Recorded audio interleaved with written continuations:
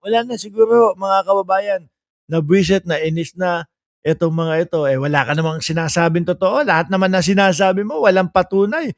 Puro ka lang mga, magnanakaw si ganito, eto si ganito, ang mastermind ay si ganito. Wala namang patunay.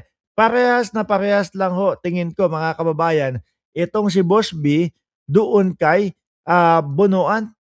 'No, si Bonoan sinabi, si Martin Romualdez kasabwat doon sa mga flood control et cetera, et cetera. Eh, ngayon mapupuwersa o pupuwersahin siya na maglabas ng ebidensya laban kay Martin Romualdez. Hmm, Bonoan being forced to produce evidence against Romualdez lawyer. Eh, kinakailangan po, hindi puwede at hindi po ubra yung mga nonggang mga style lang po na sasalita ka, idadamay mo yung tao, wala ka namang ebidensya. Hindi ubra ho yung mga gano'n, mga kababayan.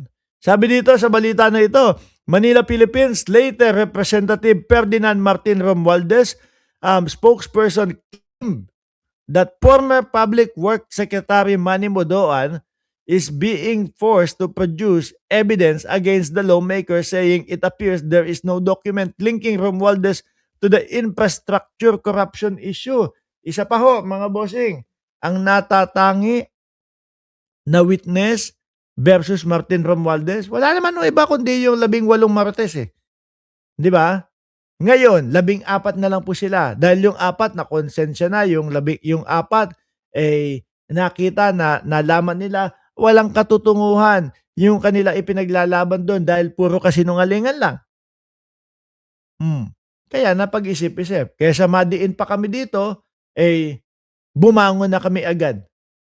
Sabihin na namin yung katotohanan na kami ay ano lang, na kami ay pinangakuan lang ng malaking halaga kasi wala na kaming trabaho. Wala na yung boss namin na si Saldico.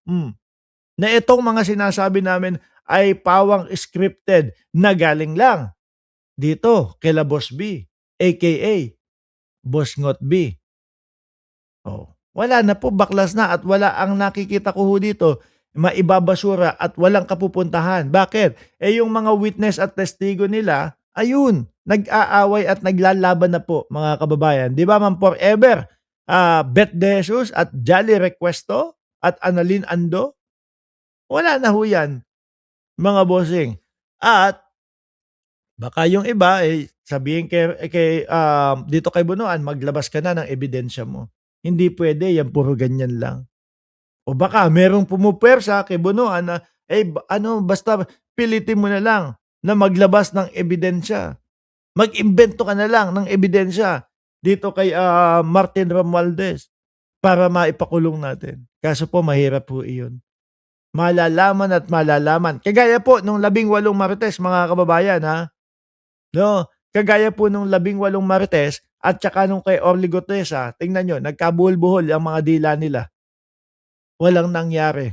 Yung isa nagtatago na. Speaking of nagtatago, mga kababayan, nakita ko yung balita, eto na ha, kay Attorney Melvin Matibag ho tayo mga bossing, 'no?